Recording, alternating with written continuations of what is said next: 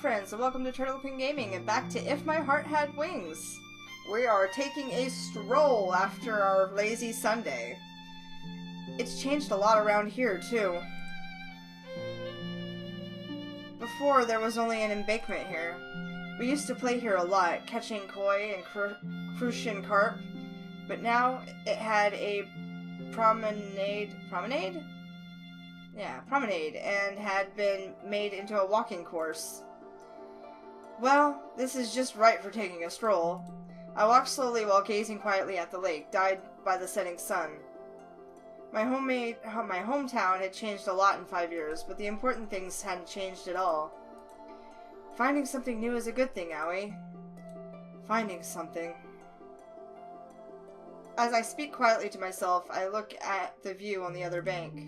The windmill standing on the gentle slope faced the wind and slowly turned. Even so, the chef's ramen was really tasty. Next time I'll try the dipping noodles. Dipping noodles? Hello?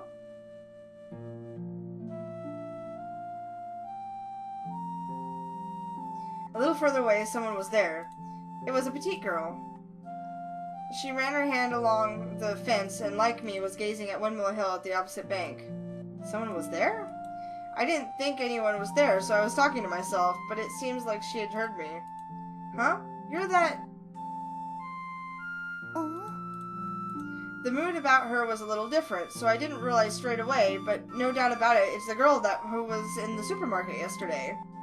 The girl who bought a lot of 29.80 yen per 100 grams meat to make curry. Was the curry nice? How do you know about that? Don't you remember yesterday in the supermarket? Oh. That might not have been me. Huh?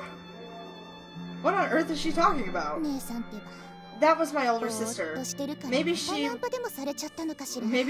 walking around cluelessly and the guy tried to chat her up again. Older sister? It was sakiyaki and sushi. Huh? That was yesterday's dinner. Oh, I see.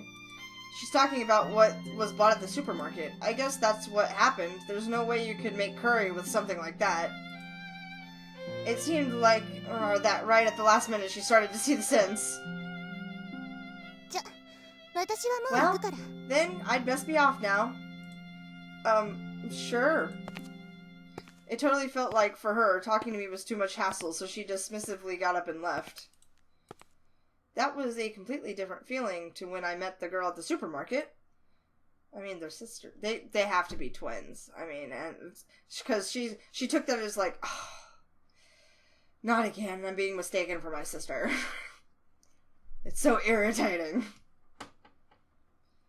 Well, I was thinking how strange it was that there would be such a complete change in a girl whose name I didn't even know. I returned to the road home.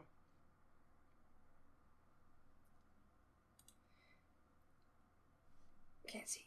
It wasn't far from the lake to the dormitory. I didn't have any time to think about much before I got back. Something new. The parts that I had been given by Anshan were in my pocket. As I held them in my hand, I looked up at the clouds slowly floating across the sunset sky. These things are going to fly, aren't they? I meant the glider parts. They would become part of that white aircraft and would fly across the sky on those great big wings, to the other side of the clouds. The reason why I decided to look up the clouds impulsively just like that might have been because of that girl I just met.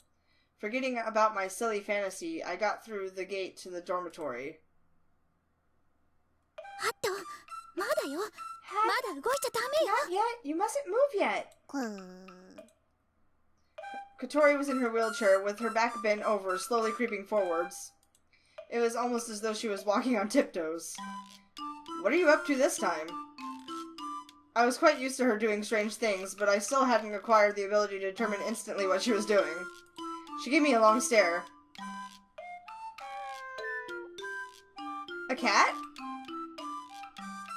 There it was, laying across the stone steps, licking and grooming itself. Then, on the other side, Hat was waiting. Are you trying a pincer attack? It didn't really look like it, though. However, if they did, they might be able to. Now, Hat! Interrupting my thoughts, Katori gave the signal. What are you doing? Why are you setting the duck to attack the cat? Suddenly, Hat started flapping his wings and chasing the cat from behind. Surprised, the cat jumped up and ran in the opposite direction, where Katori was waiting to catch it. No! Katori! That's not how you pick up a cat! That's a good way to get attacked! Yeah! There's no way that will work. The cat, with brilliant footwork like Zidane's, Marcellus roulette, turned around while evading Katori and ran away. Aw, ran away, because you scared the crap out of it. You really were trying a pincer attack. What's that? You got something to say? Katori realized I was looking at her and sulked quietly.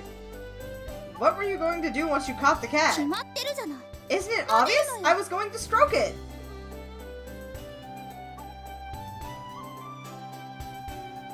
You were going to get scratched. It was as if she was saying, of course, but even if she caught a surprised cat, it was, as it was running away, it would go crazy and at worst, scratch and cut her. Next time, make a better strategy. For example, you could try luring a toadtree with a long piece of grass. I'll think about it, she said as she earnestly wrote a memo. It looks like she always has a notebook tucked away in her wheelchair. More importantly, she points at me. This is a sign that she has a bone to pick with me. You're late! Where have you been? Where have you been loitering around? Huh? I went for a walk. That's why I'm late. Her tone was like a mother scolding her child. I wonder if there's something I was supposed to have done. The preparations for dinner! You're the one who asked me to help! It's still only 5 o'clock, though. Whatever! You didn't even tell me when we would start. Sorry, if I start at about 6, I usually get it done in time. Really? Well, we'll do that from tomorrow, she said as she wrote another note. Do you mean you were waiting for me? She must have gotten bored, which is why she decided to catch the cat. Yes, I was. However, I was waiting to fulfill my duties. Don't get any funny ideas. I don't know what sort of funny ideas you mean. Could you give me a few examples? I tried teasing her a little. You can figure that out for yourself. Anyway, let's go. I'm starving, you know? Isn't that right, Hat? See? Hat says he's hungry too. Okay, well then, it's still a little early, but shall we get started? Say, what are we having today? Mapo eggplants and egg soup. Is that tasty? Yeah, it's great. It's my specialty. He says it's tasty. She's a goober. She's getting cute again. As we go through the dormitory door, I realized that my feelings of uneasiness had vanished at some point. She tried to do a pincer attack with a duck to catch a cat, didn't she? While I remembered this, I started to chuckle to myself, and I realized that when she's with me, I feel strangely calm, and then things start to feel weird again. Yeah. Yeah, see? Same line! What is happening?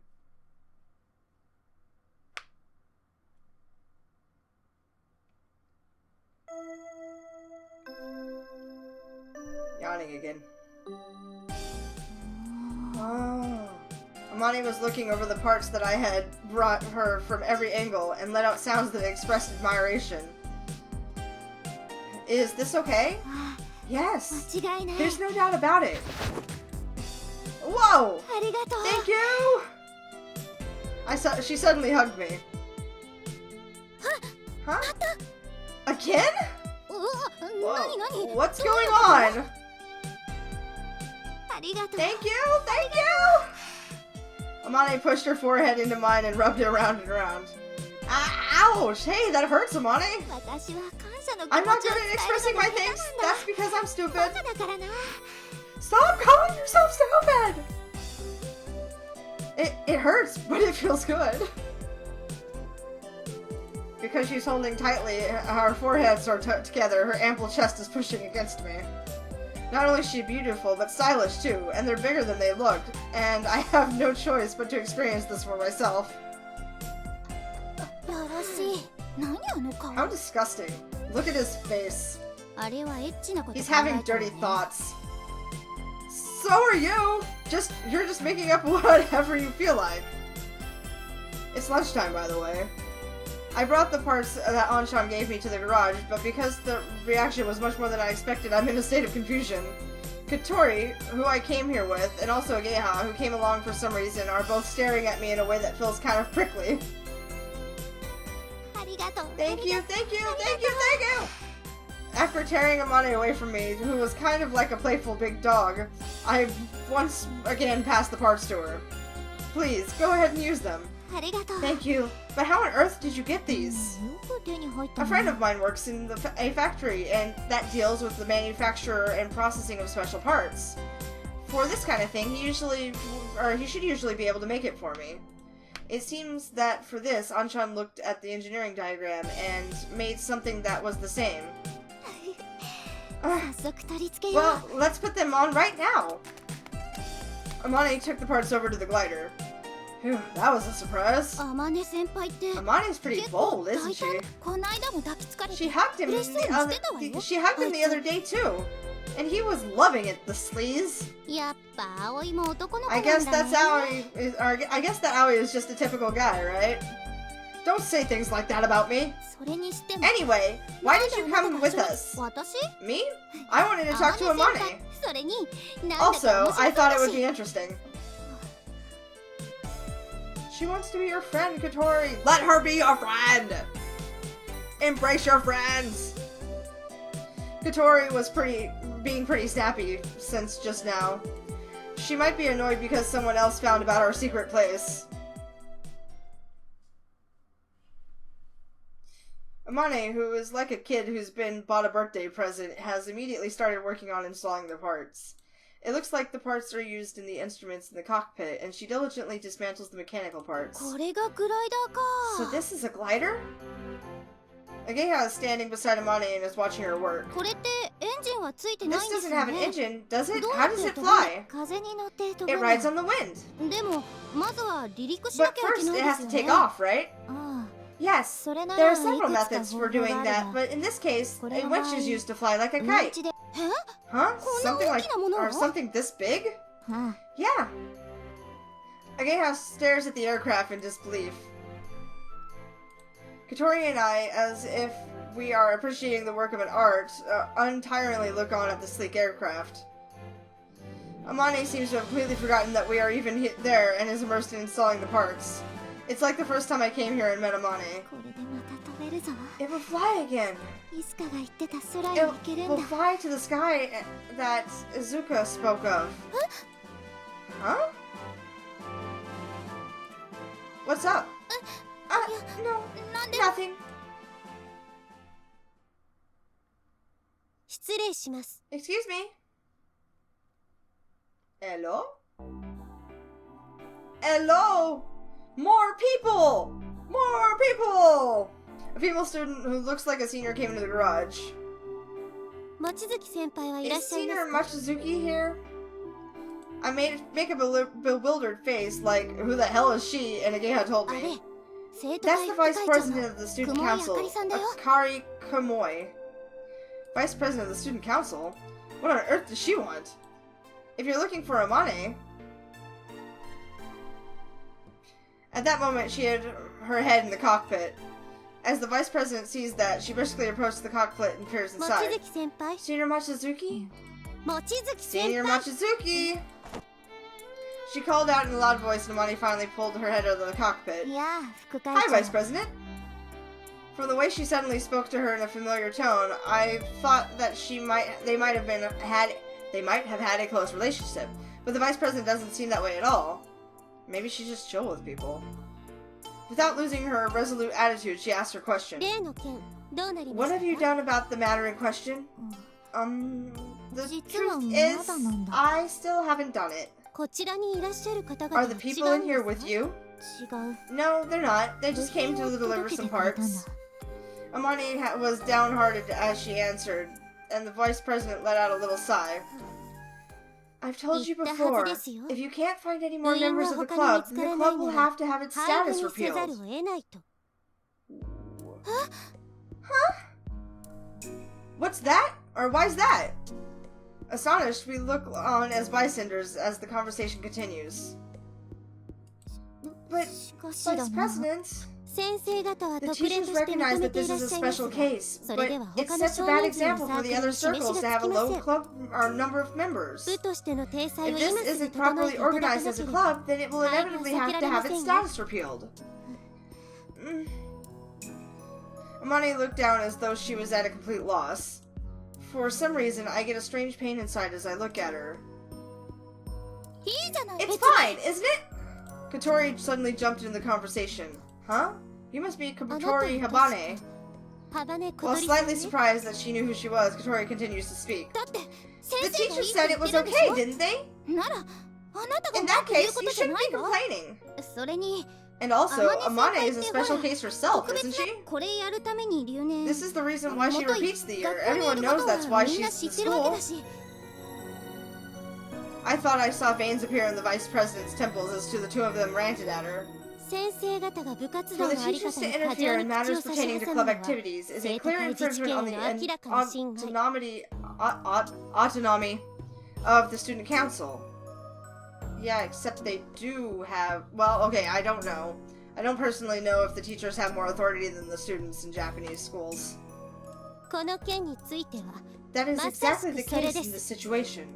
She thrusts forward, approaching one step while Katori and Ageha take a step back. There are many circles that wish to be made into clubs. They do not receive a club badge, and in many cases, they do not fulfill the club activity requirements necessary to be given a clubhouse. Yesterday, the Taiko Drum Study Society applied for a place to practice, but had to be rejected. When that happened, do you know what they said? How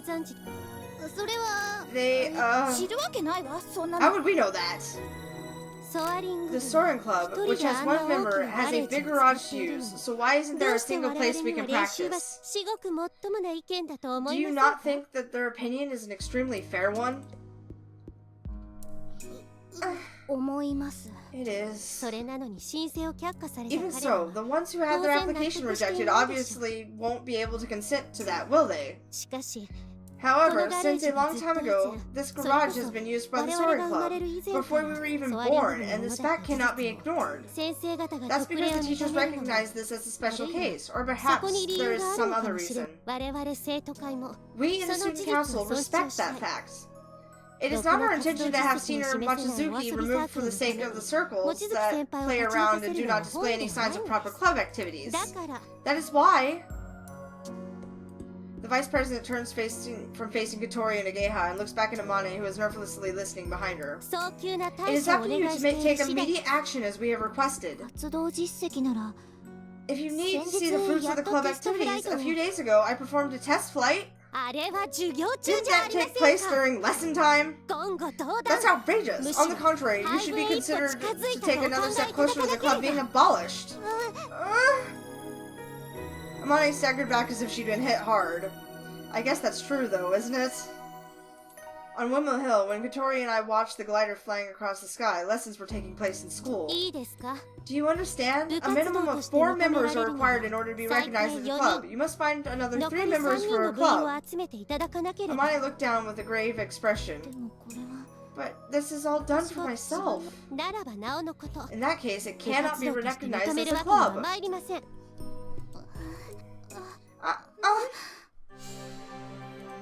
I'll join.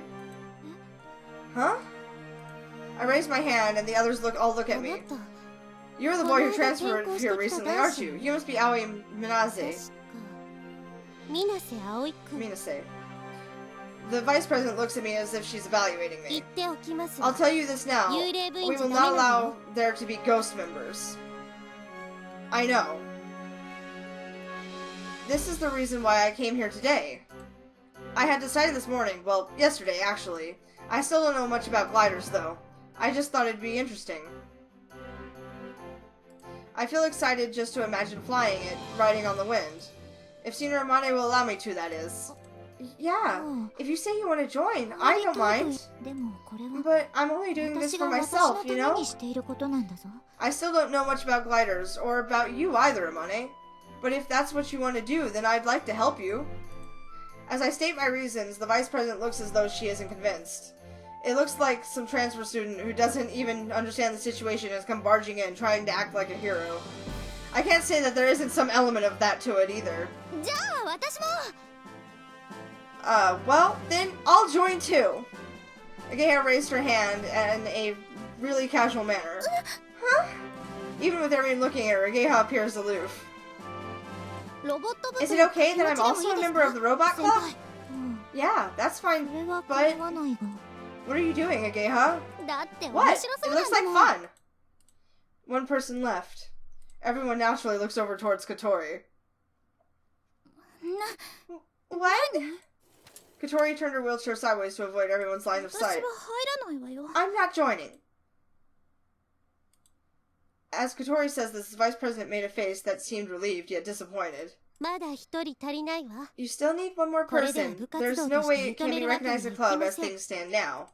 If it's decided that it can't be allowed, what will happen? First, you'll have to vacate this garage. Maya looks really distressed. Well, of course she does. If there's nowhere to keep that giant glider, the club's activities cannot continue. There's myself and Ageha, so we will get one more person. Could you wait until then? Very well. I can wait until Friday. If you can't get the club organized by then, it will be reduced to the position of a circle, and you will no longer be allowed to use this garage. Do you understand? Amane nods in agreement with a total lack of confidence, and the Vice President leaves the garage. Kotori, you're not in any clubs, are you? Can we just give your name, just until we find someone else? I refuse. Kotori bluntly refused and left the garage. So it's no use. We have to do something about it ourselves. Say, you guys? We're sorry, Amane, that we caused things to turn out like this. No. You helped me out. If it wasn't for you, the club would have had its status taken away. But is it really alright with you? That's what I plan to do from now on. Me too. I'm interested in this in so many ways. Leave gathering members to us. Amane, as for the club's activities, please put something together that will make the Vice President understand. Yes, I will.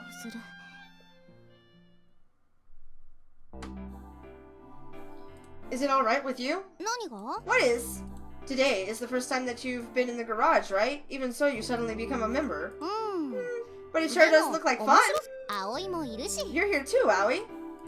What am I gonna do with you? That thing flies, right? You can't possibly tell me I'm not to be excited. Yeah, I know what you mean. Without thinking, I raised my voice. I was happy that Ageha felt the same way. Well, in my case, I'm more interested in making it fly than getting in and flying it myself. I want to try to fly it, and also, she has stayed in the school all this time repeating the year over and over to do this, you know? So they say. Amane doesn't go to lessons and always just stays in the garage. I don't know if that's the truth or not, but what I do know is that she is taking this very seriously. I can't let it all in for some stupid reason like there not being enough members. First, we have to find a member for the club. Let's try asking him. No, Malu's gotta dedicate all this time for his high-maintenance girlfriend. A glider? What's that? Sounds kinda interesting. Doesn't it? Do you want to join the club? Well, I have my part-time job. Also, if I get too friendly with you, Eri-chan will get jealous, so I have to give it a miss. You'll figure something out? It's fine. She'll never know. Yes, she will. Eri-chan has friends in this school, so you shouldn't really speak to me. If your girlfriend is telling you not to see your childhood friend, then you need to tell that bitch to get lost. You've been like this ever since you got that girlfriend. We're childhood friends, aren't we? What happened to our friendship? I'm busy with the band, so there's no way. We're playing a gig soon, so now we're rehearsing. You're so cold-hearted. So why do you ask him? Aoi, I mean. I can't ask him, he's already a member. What? So you guys are hanging out again? What? Is there something wrong with that? We want you to come with us too, you know. Who'd want to hang out with him? Ew, gross, don't spit. Damn it, Mabo. You're such a pain in the butt. Hey, Ageha. Yeah? I don't know. This time, give it your best shot. Huh? What are you talking about? Jeez, just get out of here, will you? Go on, shoot. You idiot, Mabo. It was no use. So, was it my fault after all? Nah, he's busy with his girlfriend, so his part-time job and his band. He really is making the most of being a teenager. In the past, we used to hang out all the time. What are you talking about? If Mabo treated us like we were more important than him, more important to him than his girlfriend, what do you think would happen? I'm gonna give him a cobra twist until he cries. So there's nothing we can do about it? Next is... Oh, that's right. Hotaru comes here, doesn't she?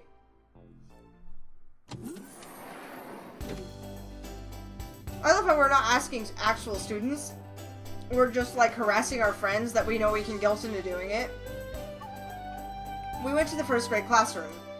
When the students from the upper grades come to visit, there's a strange air of tension in the classroom. What's up, Ageha? Aoi? Oh.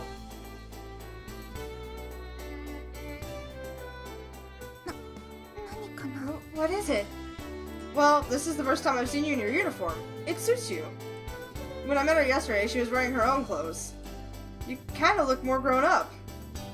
I only said it to tease her, but she went red like she was on fire or something, and got really flustered. Don't say that, Aoi. I don't look grown up. Hey, Aoi, don't tease the juniors. I'm kind of teasing her, but actually I mean what I say. That's even worse. Ageha looks cuter, doesn't she? Me? Yeah, see, Aoi? The uniform suits her better than me. Oh, hardly. Mabo said that I'm a boy on the inside. But her appearance has gotten much cuter, don't you think? When Hotaru looks at me with those innocent sparkling eyes, I cannot tell a lie. Well, yeah, I do think she's gotten cuter. Owie! Ah! I eat an elbow to the ribs. Ouch. Thanks. I think you've gotten a lot cooler too, Aoi. She said the same thing for the second time, this time in the first grade classroom, so of course I feel embarrassed. The reason why I'm looking down is because my ribs hurt, though.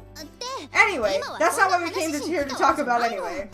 Ageha, continuing with the momentum from before, talks to Hotaru about how we were looking for members of the soaring club. Ageha, you and Aoi are in the same club? Yes, we are. That's why I wondered if you might like to join too. Well... Where? Hotaru glances at me. No, I'd rather not.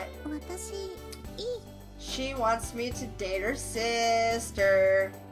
Really, really bad. Why not? I have to help out at home. Yes, but you only need to help out on Sundays. But from now on, she seems kind of wavering, yet firm in her reply.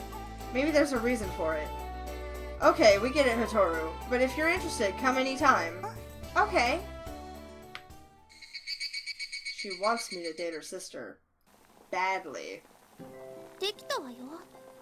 Alrighty. I think that's a good place to cut it. So, obviously, we're gonna get Katori to join. She's gonna join. She's gonna be social, and she's going to have friends. Whether she likes it or not. So, until the next episode, peace out, y'all.